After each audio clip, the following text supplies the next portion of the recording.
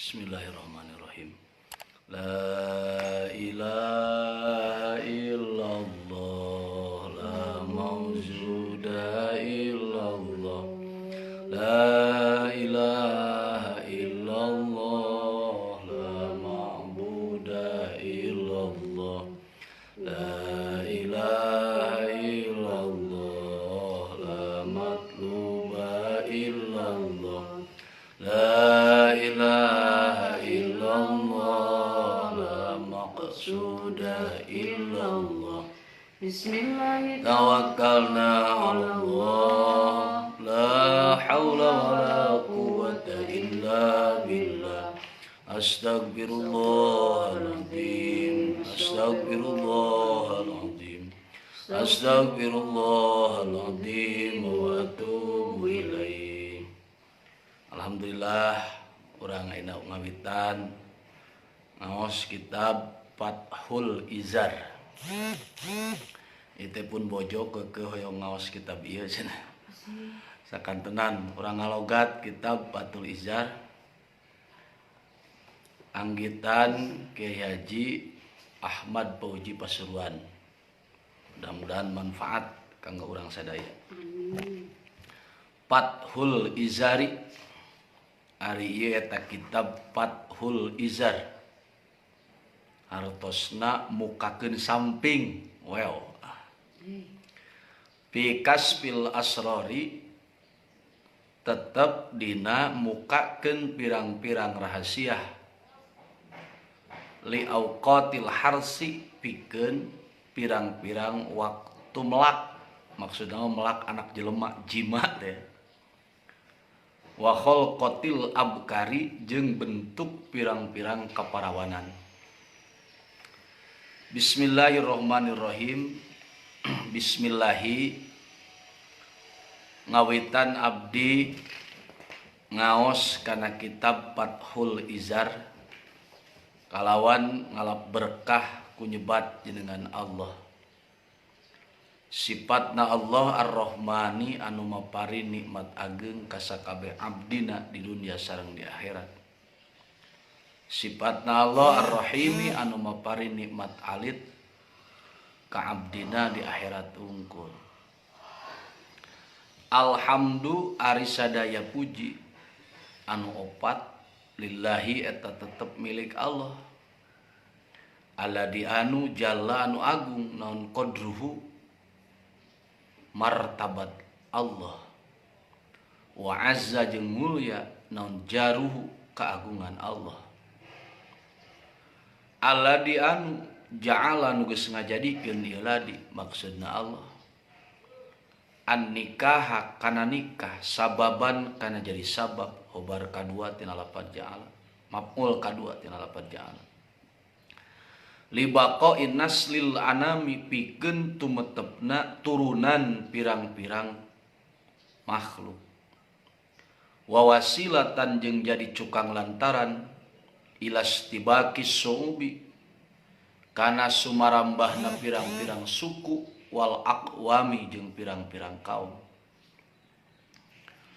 Wassalatu sareng ari rahmat wassalamu jeung kasalametan ala sayyidina eta tetep ka Gusti urang sadaya Muhammadin tegesna Kangjeng Nabi Muhammad al Mustafa anu diselir sahibil izzi anu ngagaduhan kamulyaan wasidqi jeung kabeneran wal wafai jeung metukan nyumponan wa ala alihi jeung kakulawargina Kangjeng Nabi wa sahbihi jeung sahabatna Kangjeng Nabi asyalfa pirang-pirang anu malulya nujumil huda anu jadi bintangna pirang-pirang pituduh wasofa jeung anu bersih.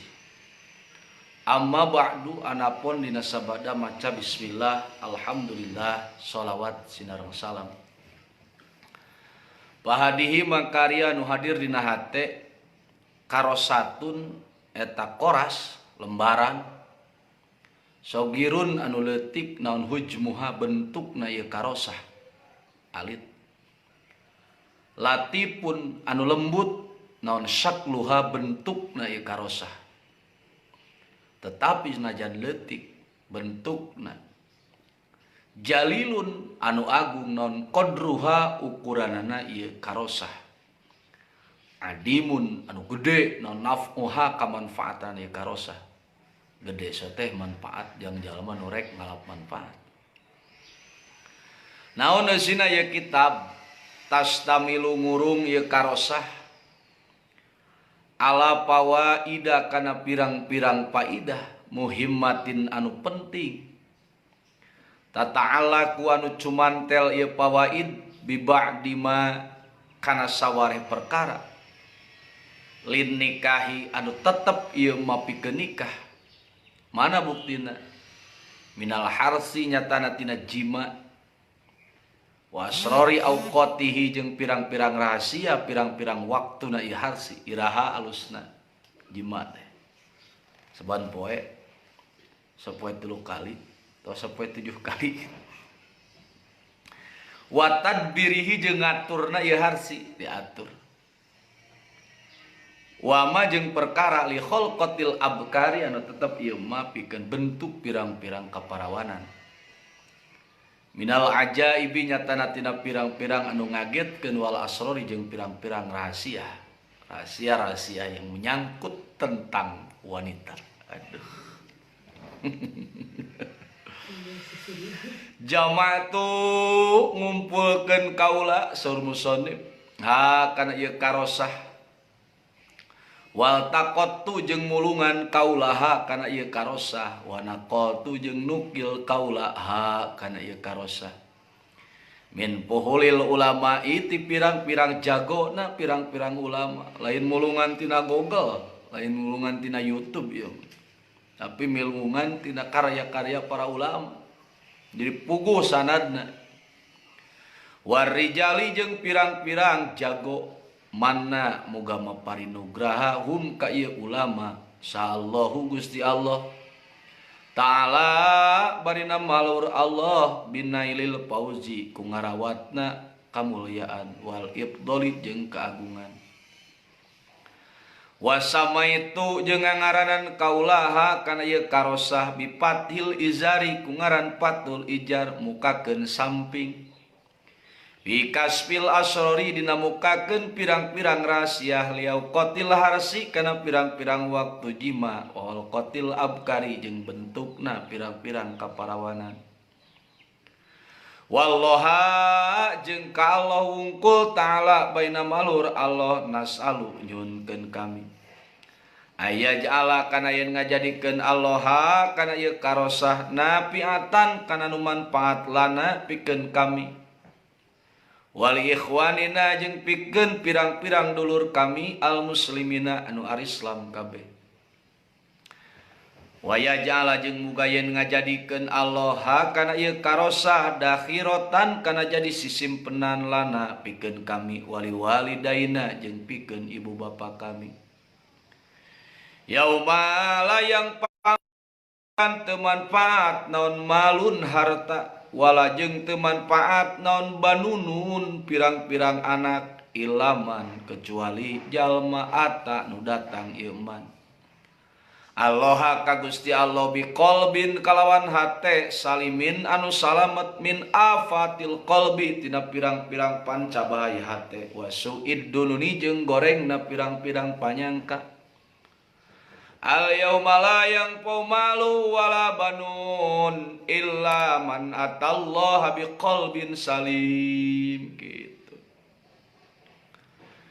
Ilam kanyahokeun ku anjeun mukhatab goer muayyan anu disarupakeun jeung muayyan dina pada diperdihna kudu ngomong anan nikah kana sanyana ari nikah teh sunatun eta sunat margubatun anu dipikaresep wa tariqatun jeung jalan mahbubatun anu dipika cinta karawin euy nah ieu nikah teh make mangrupakeun sunnah margubah jeung tariqah mahbubah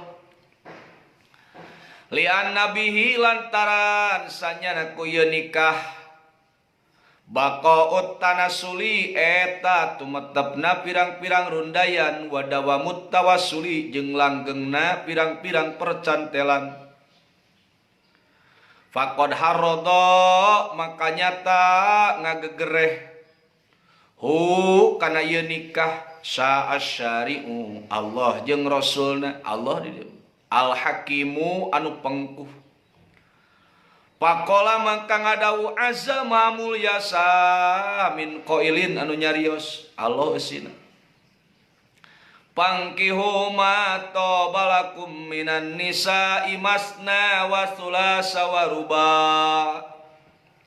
pangkihu maka kudu nikah maraneh kabeh ma kawewe eusina toba anu alus ieu malaku munggu maraneh kabeh lain alus cek inung bapa lain alus cek lancek dan nu rek kawin ge maneh lain lancek nu rek kawin ge maneh lain kolot nu alus cek maneh minan nisa'i nyata ti pirang-pirang awewe masna tuh bari dua deuleu itu ujug-ujug nitah dua hiji ge hese wasulasa jeung tilu warubaa jeung opat aduh al ayata kun nuluykeun anjeun kana ayat ulah dituluykeun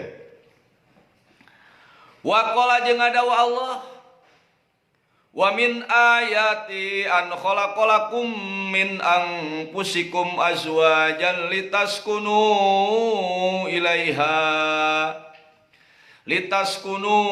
ilaiha wa ja'ala bainakum mawaddatan wa rahmah wa min ayati jeung eta tetep tina saware pirang-pirang tanda kagungan Allah an khalaqa arien nyiptakeun Allah lakum pikeun maraneh kabeh min anfusikum ti pirang-pirang diri maraneh kabeh azwajan ka pirang-pirang bojo teu nyorangan teu jomblo akut tujuanana litaskunu karena supaya tentrem maraneh kabeh ilayaku ya azwaj wa ja'ala jeung ngajadikeun Allah bainakum diantara maraneh kabeh mawaddatan kana cinta wa rahmatan jeung kana kanyaan rahmah saluhreun mawaddah arep ari mawaddah mah masih kene berorientasi fisik masih berorientasi seksual, masih berorientasi biologis.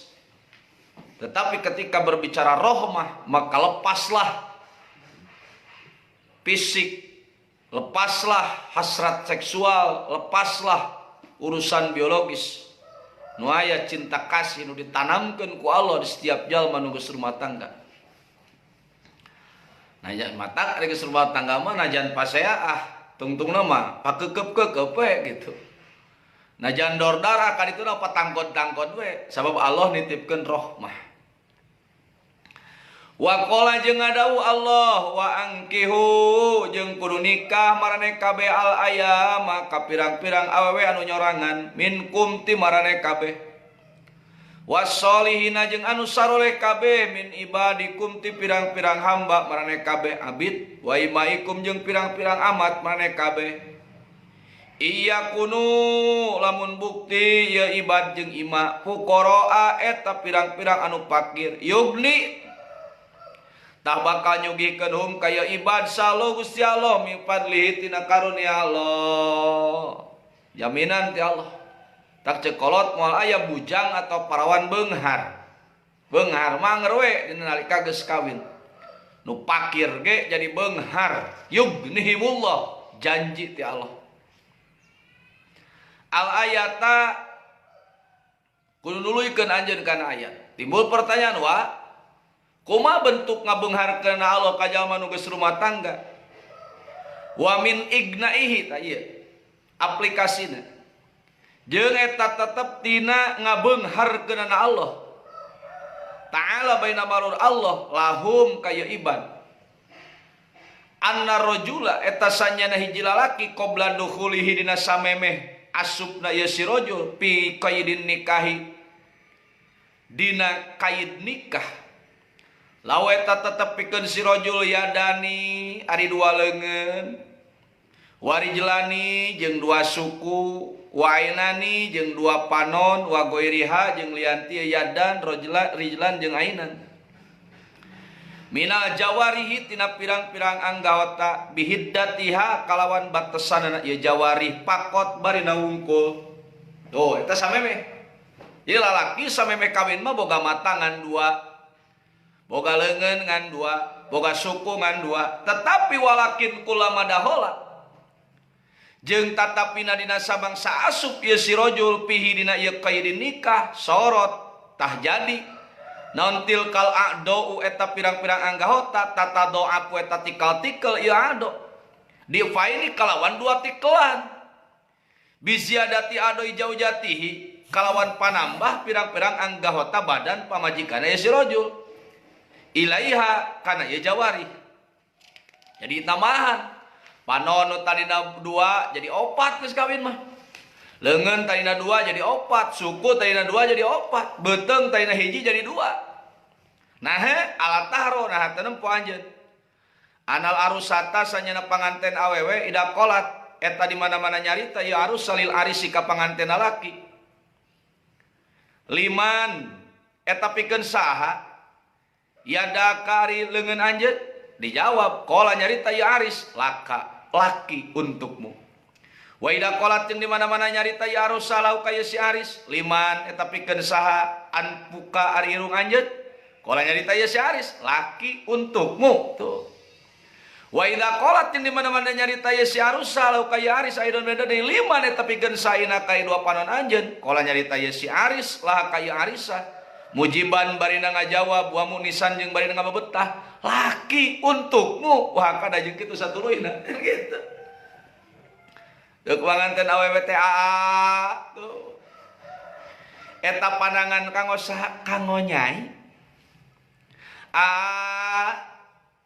eta idung kanggo saha kanggo neng oh ari ieu soca kanggo saha kanggo neng tuh teh jadi ramahan daina 2 jadi 4 irung daina hiji jadi 2 hiji irung urang 2 irung pamajikan ditambahan walau jadi teh ngabeunghar gitu bentuk ngabeunghar kana gitu ya panganten an aya eta panganten euy panganten awewe setengah dipaksa eta mah kawin ka kolot lalaki nu anu nu geus rada kolot lalakina gitu setengah dipaksa pas malam pertama dah nah, biasanya makan mesra gitu panganten lalaki jeung panganten awewe itu digambarkeun pieu ieu mah pas itu ditanya teh neng eta naon dirampak pelebah pinareupna tong leukeut-leukeut ieu mah cenah hajar aswad maksudna mah nyingsieunan anu hajar teh batu ari aswad hideung kumaha da kulantaran lalakina rada pinter ih atuh kaleresan ari kitu mah kapungkur akang nuju ka Mekah teu kantos ngeucup hajar aswad celepot ka dieu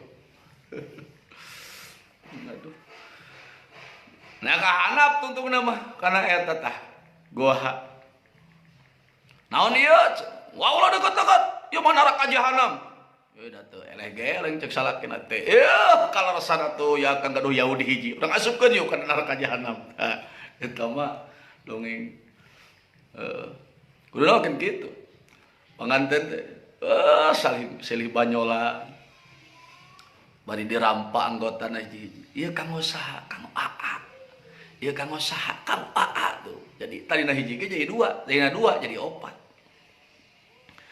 wa qala jeung ngadawu Kangjeng Nabi Muhammad sallallahu alaihi wasallam ya ma'syaros sababi eling-eling golongan pamuda man sajal mana istato'a anu kaduga isiman minkum timarane kabe albaat kana biaya palya tajawad tak kudu kawin ieu siman kawin boga biaya mah ya alus lalagasan teh henteu boro-boro jelema biasa pangkat ulama oge ari teu lalagasan mah kurang afdol eta teh disebut puhulul ulama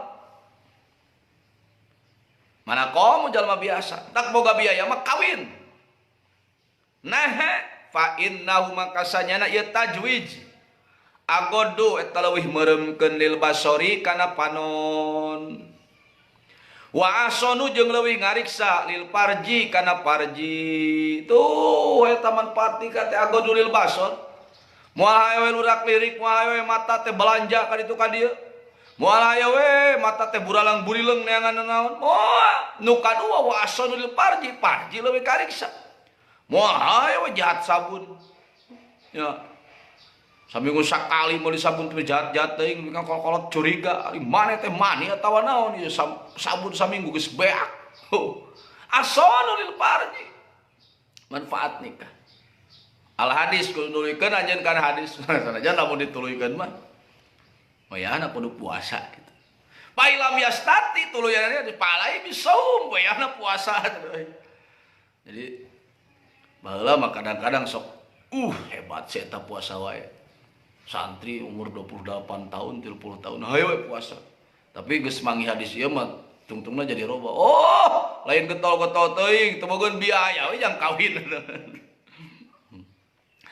Wal ba'atu jeung ari bate annafaqatud dohiratu eta nafaqah dohir wal batinatu jeung nafkah anu batin kudu boga sandang pangan papan guapan awewe teh luhurna paraban handapna wewelan eta ngaranna nafkah dohir jeung nafkah batin kama saperti perkara kila nu dicaritakeun ieu mah Wakola jeung ngadawuh Kangjeng Nabi aidon barina deui tajang lalaki tah. Ya, jeung lalaki ya. Cara milih pamajikan. Tajawwaju kudu kawin marane kabeh alwaluda ka awewe anu loba anakna. Maksudna lain karana tetapi pan puguh turunanna. Tempo indung bapana sabariji anakna ye, dulur-dulurna sabaraha? Nu rendei eta. Rendei bahasana alwalud teh nya. Jadi kudu kawin teh ka awewe anu rendei. Ya, anu rendei anu loba anakan gitu. Namun domba mah domba anu alus gitu nu tupan anak-anak teh loba gitu, rendei. Alwaduda anu penuh kasih sayang. Ulah awewe anu kasar, milih awewe teh euy. Tapi anu lembut, penuh dengan kasih sayang. Nah, sabab rek jadi inung pikeun anak-anak urang gitu. Fa ini maka sanyana kaula saur Rasul mukasirun eta nu ngalobakeun bikum kumarane kabeh al umama ka pirang-pirang umat yaumul kiamati dina poe kiamah supaya umat Kangjeng Nabi menjadi umat yang terbanyak ke di poe kiamah. Al haditsa kunuluykeun anjeun kana hadis au kama atau seperti perkara qala anu ngadawuh Kangjeng Nabi Kola anu gandau Kanjeng Nabi wa ghairuha jeung lian ti ayat jeung hadis minal ayati nyatana tina pirang-pirang ayat wal ahadis jeung pirang-pirang hadis hadis ataupun Quran anu memotivasi untuk segera melakukan pernikahan. Teruskeun bayanul harsi ari eta babuat netelakeun jima' wasrori auqatihi jeung pirang-pirang rahasia pirang-pirang waktuna ieu jima tade ulah salah niat ilam kudu nyawa anjeun motob goer muayyan disarupakeun jeung muayyan dina pada diperdina kudu ngomong andal maksudal a'dhama sanyana anu dimaksud anu agung minan nikahi tina nikah ta'abbudu eta teh ibadah niatan ibadah nikah wa taqarrubu jeung gawe deheus ka Allah wa itba'u sunnati rasuli jeung nuturkeun sunnah rasul an nikahu sunnati paman rogiba anu sunnati palaysa minni pan kitu saur rasul niatan nya ada urang menikahna geus lila baheula poho dia niatan we da ayeuna ge urang teh keur nikah nuluykeun nikah sok ti ayeuna bisi poho susulkeun salian ti eta wa tahsilul waladi jeung ngasilkeun anak wa nasli jeung turunan nah li annabihi lantaran sanyana ku ye walad wan nasli baqaul alami ari tumetepna alam wan tidomuhu jeung tersusuna ieu alam wa bitarkihi jeung kutinggalna ieu nikah wa imalihi jeung nganggurkeun ieu nikah kharabuhu ari nari kolotna ieu alam wadirasuhu jeung ruksakna ieu alam cilaka lamun jelema teu karawin ieu alam moal teu merus gitu moal teu merus siapa yang akan menjadi pewaris selanjutnya andaikan semua orang tidak melakukan pernikahan ruksak Wa malumun jeung eta nu dikanyaokeun anna usnina kalakuan aya sulu eta moal hasil non alhasadu panen illa binasril bidri kecuali ku ngawurkeun binih alal ardi lureun bumi awalan dina mimitina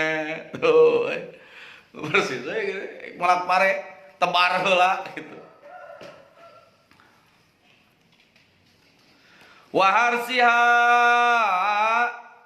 jeung melakeunana ieu bidri wazariha jeung tegasna melakeunana ieu bidri biturukin ku pirang-pirang jalan tebar tuluy ditanur ulah poho diramet wa kaifiatin jeung pirang-pirang tingkah maklumatin anu dikanyaokeun indal palahi munggu pirang-pirang petani. Pemilihan berenang petani terik melak teh hiji kudu milih bibit unggul. Geus puguh bibit unggul mun urang rek melak bonteng atau melak pare kan tara-tara ujug-ujug ditebarkeun gitu. Dikeuman heula. Dikeuman dina cai tah nu ngamang piceun, anu talab berarti alus binihna. Kakara diawurkeun. Geus diawurkeun diipuk meureunannya narong tota jaradi geus jaradi kakara diplakeun geus diplakeun diurus bisi aya hama tah nyeun budak oge kitu mimiti pilih binih terbaik tadi teh alwadud gitu geus kitu nya atuh aya kudu diplakan gitu musing binih alus gari teu diplakeun moal jadi gitu tah hayang melakeun teh harus melalui sebuah akad disebut akad pertikahan. Wantidoril madadi jeung nungguna pirang-pirang waktu ila buduwis solahi nepikeun ka tembongna kapantesan kapantes di ala tuh wakadalika jeung eta nya kitu di layasulu moal hasil naon alwaladu budak wa naslu jeung turunan illa bibasi bidriz zauzi kecuali ku ngasupkeun bini salaki alam mazruati kana tempat melakeunana ieu bidri. Bukan awewe kitu diplakna ulah sembarangan bisa jadi cak-cak.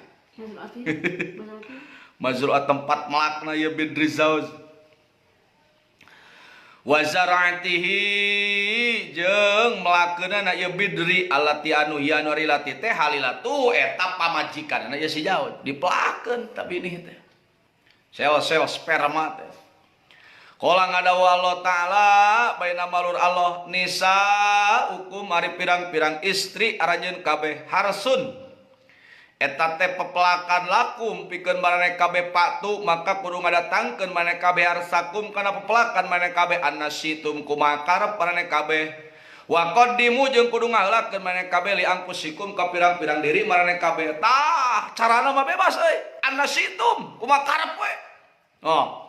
Rek make jurus serepet jair, rek make jurus gernyem nilem, rek make jurus lele ngacing jehe, tangkon monyet, ajul gedang, entep, senok, solendang, bedil, gebreg, limus. Naon deui? Kereleng bonteng bebas. Annasitum kumaha karep penting mah jadi gitu. Sebab pamajikan teh sawah maneh ladang maneh gitu.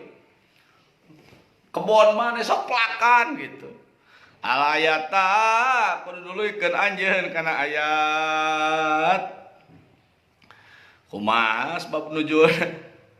Wa sababun nuzuli hadil ayati jeung ari sabab lungsurna ieu ayat.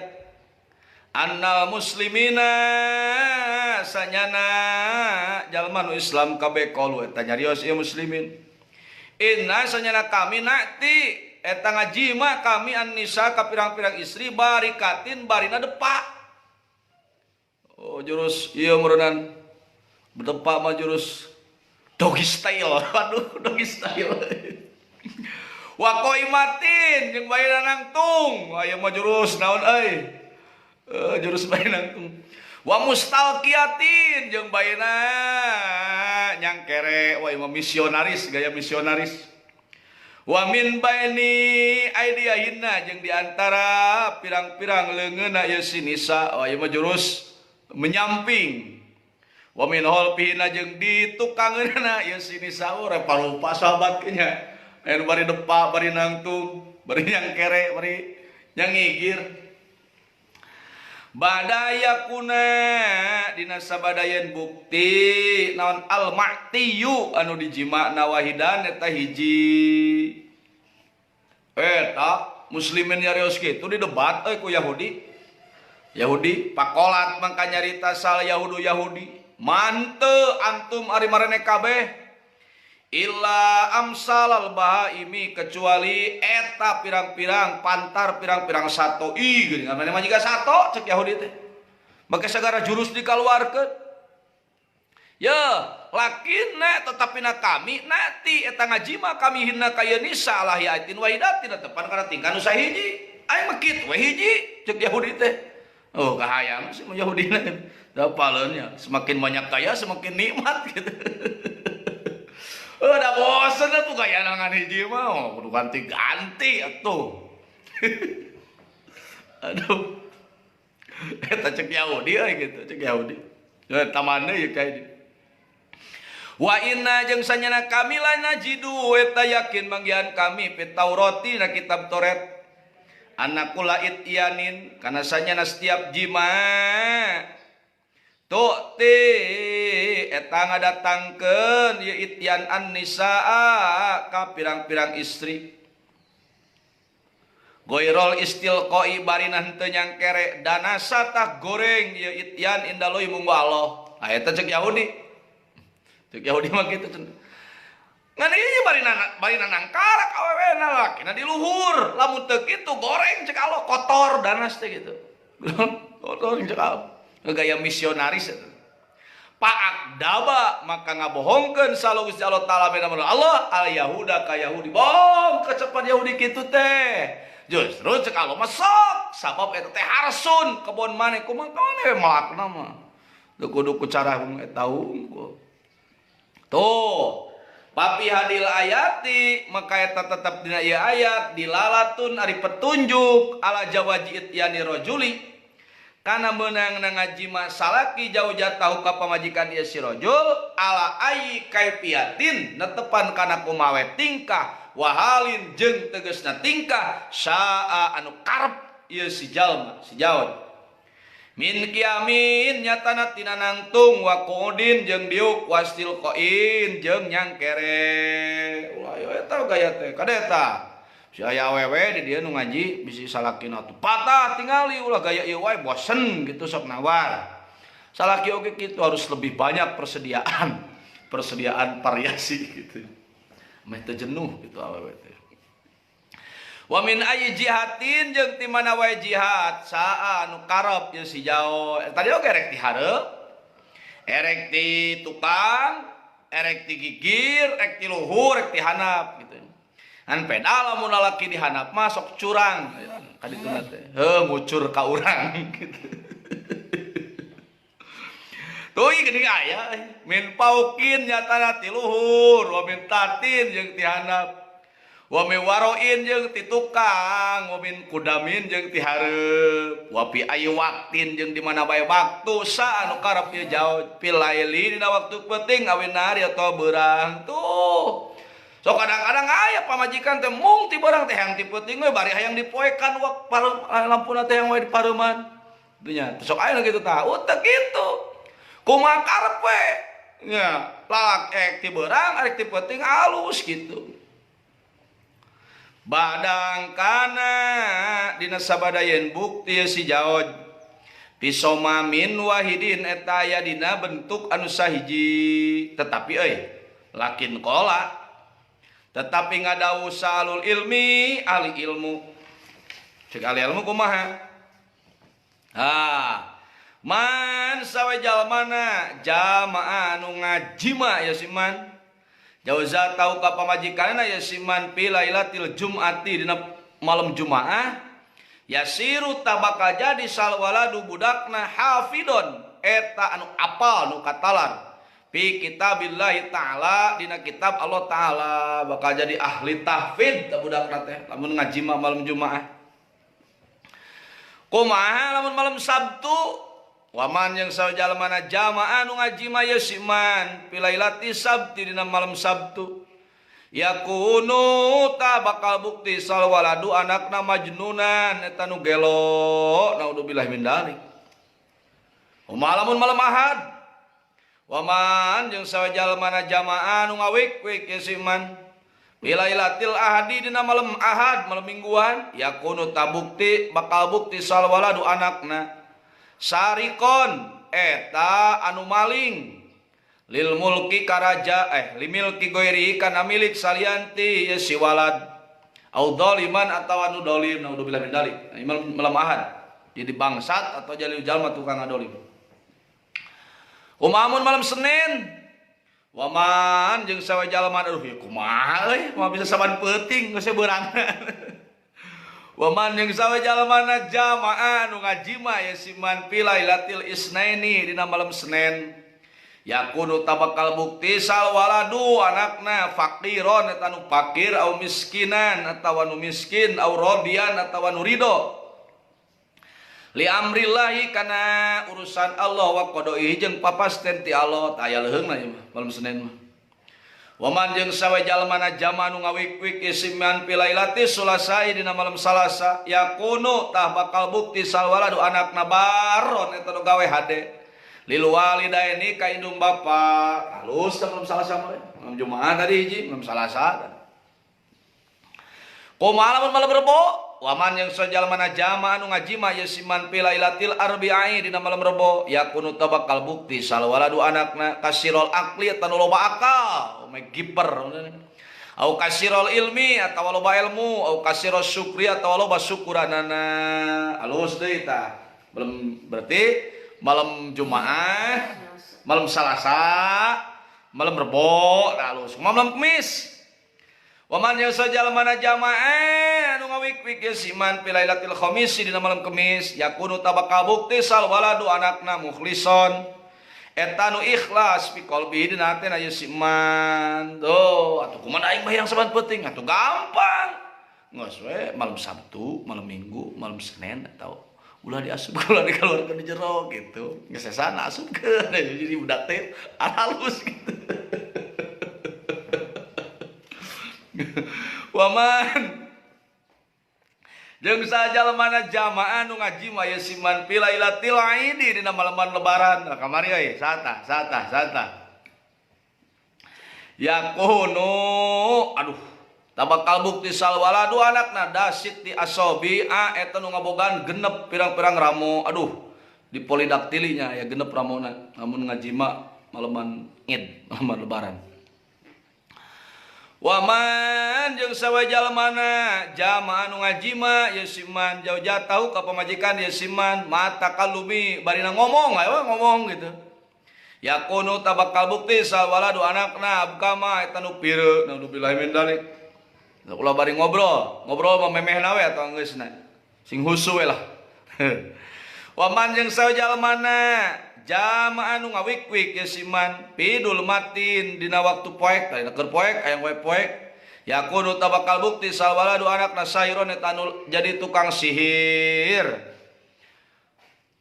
kumatu. Waman jeung sajalmana jamaah anu ngawik-wik ye siman masiroji sarta make lampu ieu mah dilacangan ku lampu yakunu tabakal bukti sal waladu anakna husna surati eta anu alus rupana ya alus kene caangnya daripada poek. Waman jeung sajalmana jama nu ngajima ye siman roian barina nu nempo auratal mar'ati kana aurat pamajikanana bobogaan pamajikanana panasaran yang ditempuh heula yakunu tabakal bukti sal waladu anakna ama eta nu lolong aduh awa amal qalbi atawa lolong hate naudzubillah min dzalik ulah ditempo cukup dirasakan saja. Aduh.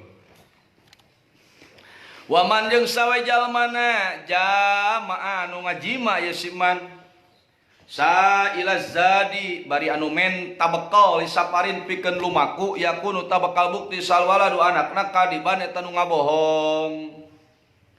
Waman jeung sawe jalmana jamaah anu ngajima ye siman tahta sajarotil mat'umi dina handapeun tangkal anu sok didahar naon samaruha buahna ieu sajaroh Aduh, hanapun tangkal apel, hanapun tangkal jeruk, hanapun tangkal cau. Buah. Hah? Buah. Hanapun tangkal buah. Aduh, sekian pengalaman. Hanapun tangkal nangka. Ya kunut tak bakal bukti sal waladu anakna maktulal hadidi eta nu dibunuh ku besi. Au maktulal gorki atawa anu dibunuh ku kakerem, au mata atawa anu maot pihad bisa jaroti dina ruruntuhan tangkal. Nudubillah min dalik. Tong gagabah majarkeun teh cenah yang di alam terbuka. Ulah make tata krama. Qala ngadawu salul ilmi ali ilmu yang bagi narima peryogi lil arusi pikeun panganten lalaki naon arbaatu asya opat pirang-pirang perkara. Tong main wae hancak gabrug aya opat perkara anu perlu diperhatikeun.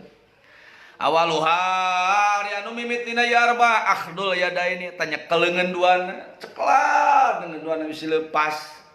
Wasaniha jeung ari anu kadua masu sodriya tangenyot dadana ye si jawab Allahu Akbar. Nyot euy. Wasalisu jeung ari anu katiluna ya arba takbilul khadaini eta nyium pipi dua. Wah jeung ari nu kaopatna ya arbaah qiraatul basmalati eta maca basmalah inda idkhalid dzakari dina nalika